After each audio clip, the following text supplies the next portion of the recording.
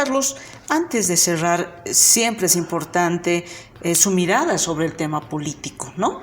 Esta mirada más bien de cuál es el estado en esta relación, lo digo más porque usted ha sido un actor importante en el anterior gobierno, ¿no?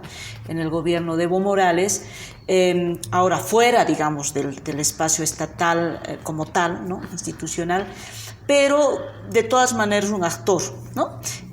¿Cuál es su mirada acerca de estos tensionamientos de, por un lado, el gobierno, ¿no?, a la cabeza de Arce y de Choquehuanca, por el otro lado está Evo Morales, líder del movimiento al socialismo, ¿no?, el MAS, y por el otro todavía una estructura de movimientos o de organizaciones sociales afines al MAS? Estamos ante la necesidad, como movimiento al socialismo, de asumir tres desafíos o enemigos internos que, dependiendo de la capacidad de gestionamiento y respuesta ante los mismos, el MAS pues proyectará seguramente un horizonte protagónico en los siguientes años, pero que son problemas muy tenaces. Y son enemigos internos en cualquier revolución. Se presentó en el caso del bloque de países socialistas articulados en torno a la EXUR, se presentó en China, se presentó en Nicaragua, se presentó en la misma Cuba en su momento, se está presentando en Bolivia. ¿A qué me refiero? Corrupción. El principal enemigo de una revolución social es la corrupción, porque la corrupción nada tiene que ver con una revolución. Una revolución es solidaria, una revolución es para incorporar al excluido, para ser solidario con el que está marginado, para que haya justicia social. Y la corrupción es un mecanismo pragmático para llenarse los bolsillos de algunas personas, algunos grupos que forman núcleos privilegiados con su dinero, ¿no es cierto?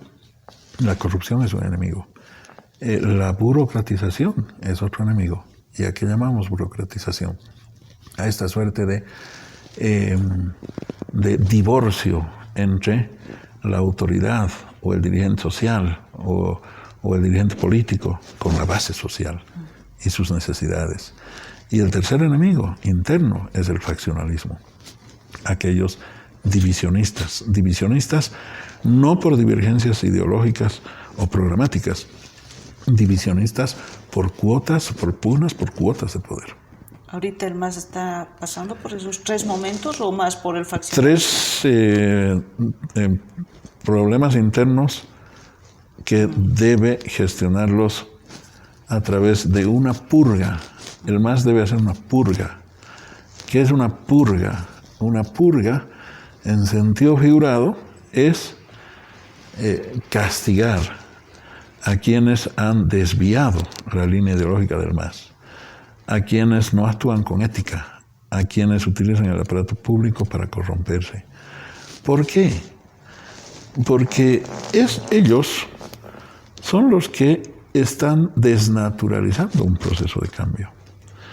Es ingenuo pensar que tapando estos problemas frente a la opinión pública o gambeteando y cambiando los escenarios políticos, la gente no se va a dar cuenta y la fortaleza política del MAS va a quedar intacta. No.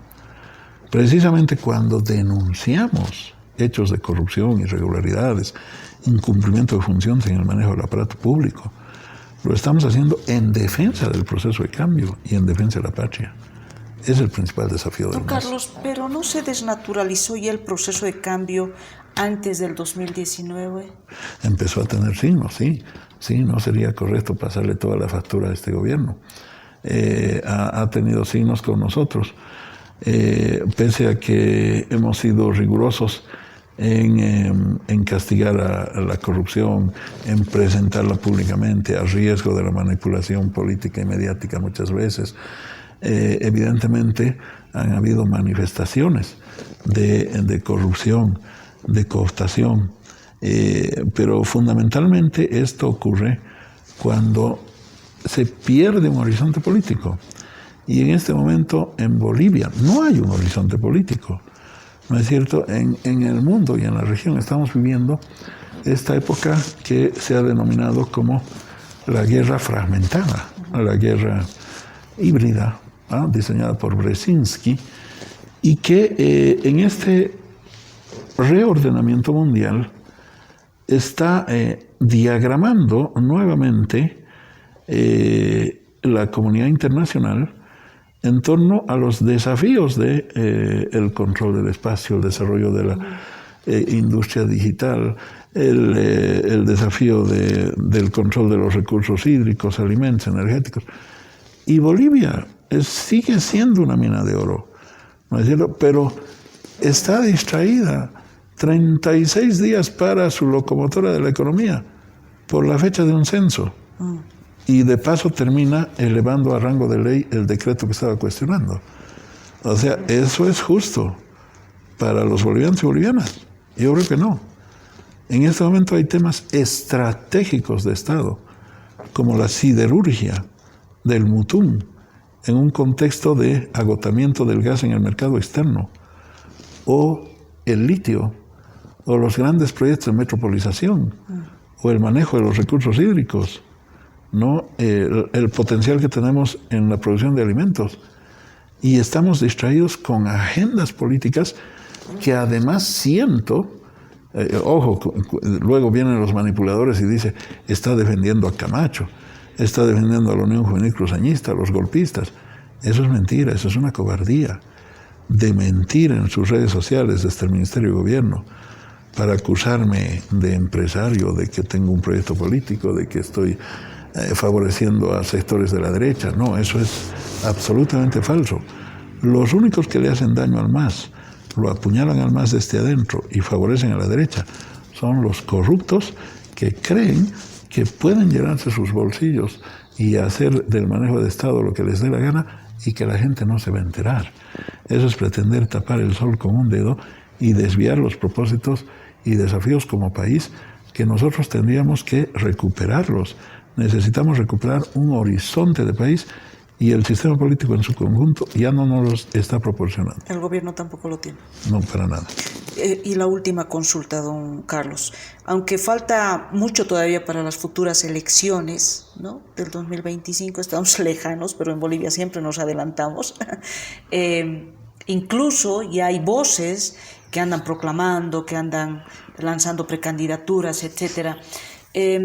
¿Usted cree que una decisión de Evo Morales para volver al escenario electoral pueda ser una buena decisión, considerando todo lo que ha pasado antes?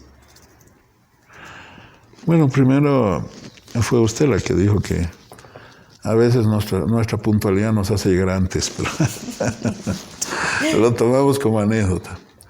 No, Evo Morales ha hecho cosas muy grandes en este país, ¿no es cierto? Muy, muy grandes.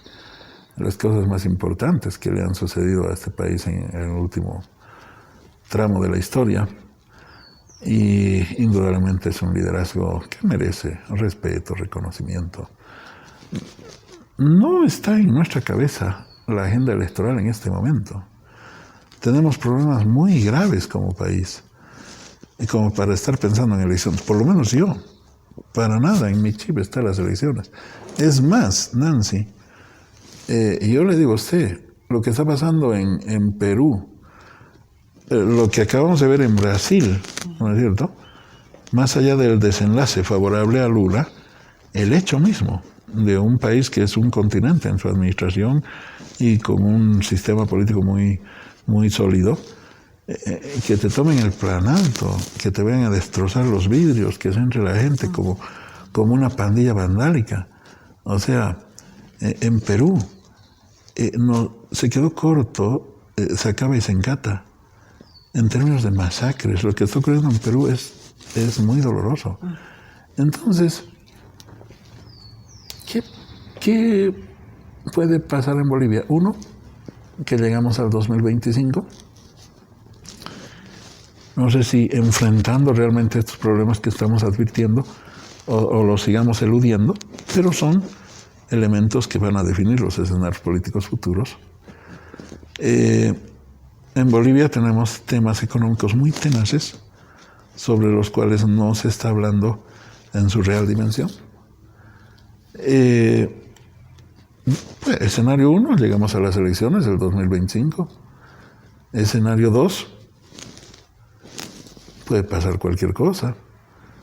No me gusta escuchar a un gobernador que, por más que está hablando de su recinto carcelario, decir es hora de replantear las relaciones entre las regiones y el Estado. No porque yo tenga nada contra la descentralización, de hecho soy uno de los que ha implementado la descentralización política en este país. Alguna vez incluso habló del federalismo. ¿Sí? Claro, y el federalismo es un sistema de descentralización profunda, pero ese no es el tema, no es la agenda en este momento para Bolivia, pero sí es el pretexto para que un comandante en jefe de las Fuerzas Armadas nos diga con traje de campaña: yo soy el único garante de la unidad nacional y de la integridad territorial. ¿No es cierto? Entonces, cuando se provocan colisiones regionalistas y racistas de uno y otro lado en ambos casos, nos distraemos en estos escenarios cuando hay que resolver nuestra vida colectiva para los siguientes 50 años, ni siquiera para nosotros, para nuestros nietos, nuestros hijos y nuestros nietos. ¿No es cierto? Entonces, a mí todo esto me parece demasiado distractivo en el sistema político, pero nos lleva a unos escenarios de polarización permanente, de tensión permanente, y aquí cualquier cosa puede pasar.